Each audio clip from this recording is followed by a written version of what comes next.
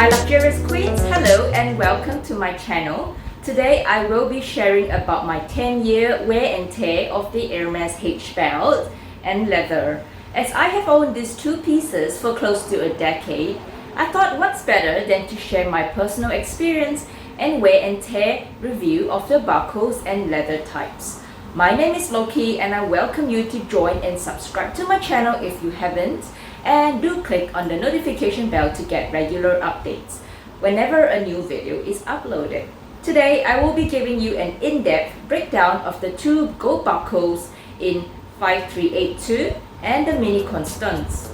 We will talk about leatherwear of box cuff and swift and absent, the integrity of the leather seals and belt holes, plus answer the million-dollar question: will there be a color transfer to the white stitchings of the belt?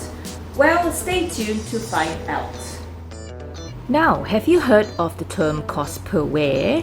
For me, I am big into luxury minimalism, which is owning just a few luxury products which is highly functional that will go a long way. To me, I have found the Hermes H Belt to be one of the best buys to date, really functional, and well, by now would have the lowest cost per wear, which makes it such a bargain in my opinion. So I did an in-depth comparison of the two sizes 24mm and 32mm in the previous video, which I will link it up here. But today our focus is on the quality of the product, which is both the buckle and the leather strap. Let's start with the leatherwear first. I have the black in box cuff and swift leather in malachite. So this is the malachite and it's in swift, and gold in absent leather. This is in absent, and also the blue sapphire, which is also in absent leather. And I must say, these three leathers are the most hard wearing for belts. For box cuff, which is the black, this is prone to simple scratches, which is easy to buff out, and it patinas well over time. Let's look at our box cuff leather belt.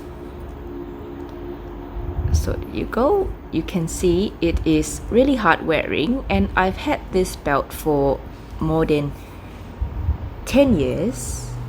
Next, for swift leather, which is malachite, and so that's the one. You can see it's so soft. It is really buttery soft in feel, which is amazing when pairing with silk dresses. And let's look at the leather quality in detail. Super soft. And when you bend it, you can see it creases well when you bend. So very flexible for belts, which is, I think, an excellent leather for belts. Now with the Epsom leather, this is a rather stiff leather and definitely hard wearing for the long run. It is scratch resistant, and if a belt is a daily necessity, then you are unlikely to go wrong with Epsom. So for these three leathers, that you can actually rarely see wear and tear on the surface of these three leathers. One obvious wear that you can see is the bend in the leather. So this is my 32 size in box cuff and Epsom, and you can see a bend here, and this is the spot that rubs against the belt strap of the jeans, usually the one on the back. So this is a permanent damage to the integrity of the leather, as I am unable to bend it back to how it came in. So if you intend to wear it for jeans or pants, then this may happen, which is a possible wear and tear. So this is how it looks on the box cuff side, and for the Epsom side, so it's got this permanent bend in here. Okay, so I think that's probably where the strap has gone through, and it's kind of tugging on this side of the leather. So another thing, when worn, each belt has two surfaces, which is in one end would have to undergo more bend than the other. which is usually the leather facing the inside. So if I were to wear a belt and this actually bends inwards, so this inner side would crease up more. So the leather with the natural crease or the pre-embossed leather for this instance would be the Epsom leather.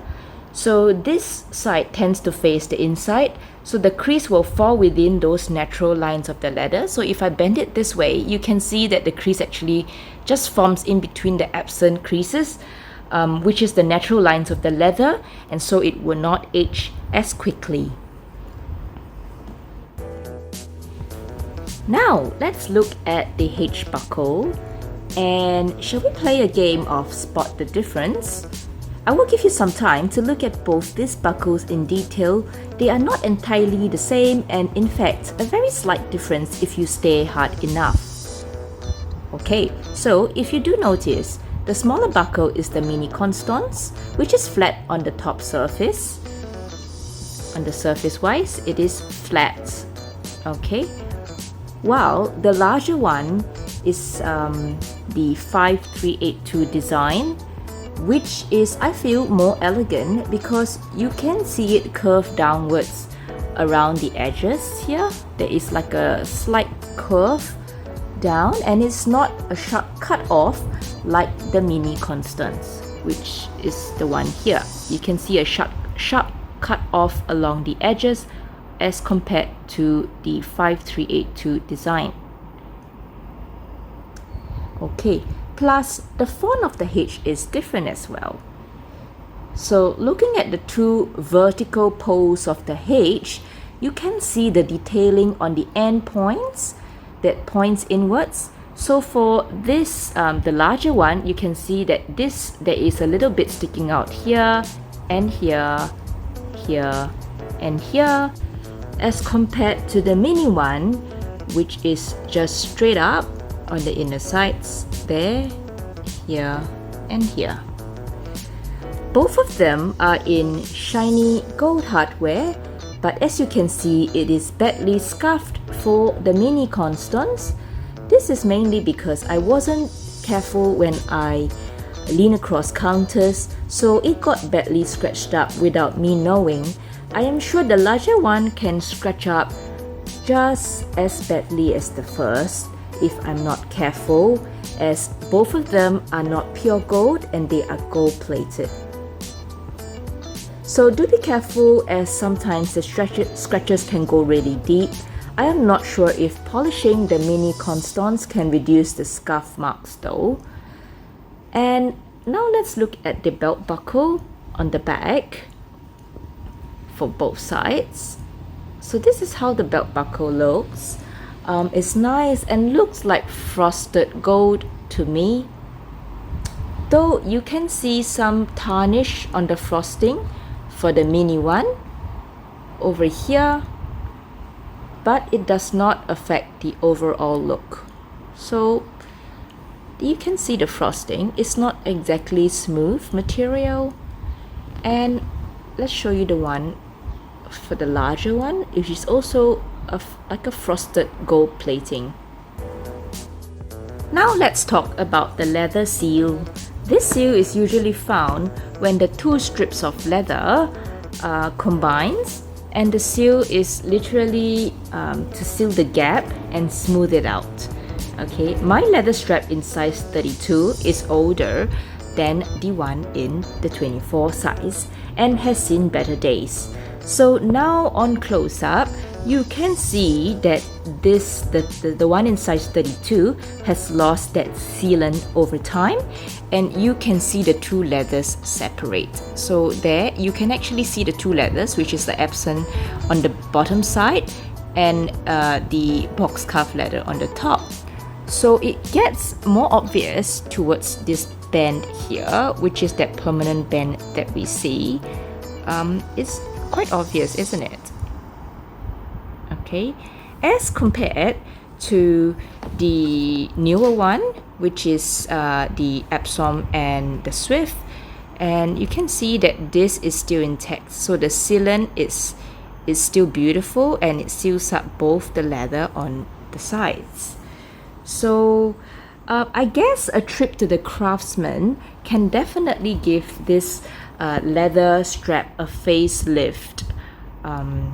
So this is just a small wear and tear to consider if you will be using your belt on a daily basis. Let's talk about the belt holes. For Hermes belts comes with 3 holes on one end and one on the other, which is here, one on the other for the buckle on this end. And each hole is well positioned and spaced an equal distance from the next hole. Adding one more hole is a personal choice for me for the smaller 24mm one, but it does not disrupt the integrity of the leather.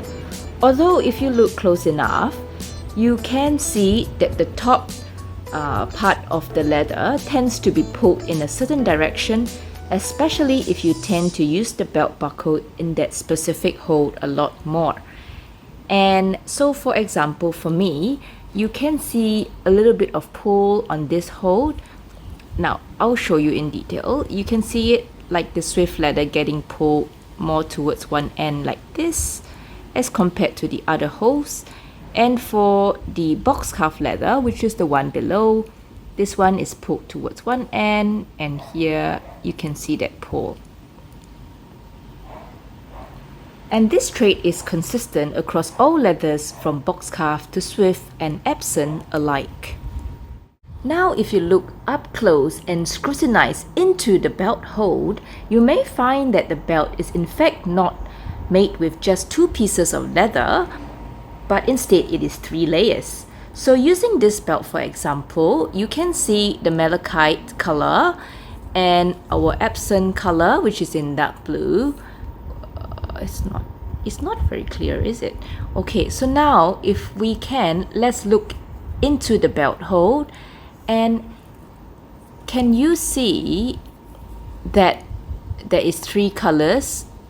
So if you stare hard enough in there, you can see that there's the turquoise, which is the malachite, and there's the grayish bit right in the middle, and then you can see the blue sapphire just at the tip there. So there is effectively 3 layers within a belt. And so this creates the stiffness of the belt which we want, as it makes the belt last longer. And as you know, the belt softens with use over time. So back to our concept of luxury minimalism, where we want the best of our products to last us a long time, this is a good thing we want in a belt. Now I will touch on the all-important topic of color transfer, because I feel that this scares us ladies the most, and it is also probably why we avoid wearing anything white against dark colored jeans. This gold epson belt I have here is made with contrast stitching, which means this gray or white stitching thread used is different from the gold leather color, which gives that contrast as compared to the blue sapphire one, which is one tone and you can barely see the stitchings because they have used a blue stitching. Well, I have scrutinized the contrast stitching, and I am happy to say there is no color transfer whatsoever. So I will just bring the belt along and you can see it for yourself. Okay, you can see it for yourself. There isn't any color transfer. Right? You go. Right. And just almost towards the end of the belt. You go. So that is a good thing if this is what bothers you when wearing dark colored jeans. So let me know what you think. We also know that the legendary and iconic Birkins and Kellys are hand stitched using the saddle stitch technique, and this is a pretty sturdy technique which sets a date knot whenever the thread crosses on itself, which prevents it unraveling when it is accidentally cut midway. If you're not sure what I mean, I have an Hermes educational video in my playlist which explains very clearly what this saddle stitch is about, so you can look it up if you are keen. Anyway, the Hermes belt stitch is not hand stitched, unfortunately, but the machine stitching is just as good and durable. Well, so what do you think of this 10-year wear and tear of the Hermes H Belt? Personally, I feel it is a value for money piece in any luxury collection, and given the brand's focus on perfection and detail, it is something that will stand the test of time. Even better is that you can purchase different colored belt straps to switch up the look. You have seen how the belt and buckle has aged through the 10 years of wear and know what to expect if you do intend to get one. Thank you for watching to the end of this video, and I hope all of you enjoyed content like this, and do remember to subscribe and spread the love. Oh, and do hit that notification bell to get regular updates. Take care and see you ladies. Goodbye!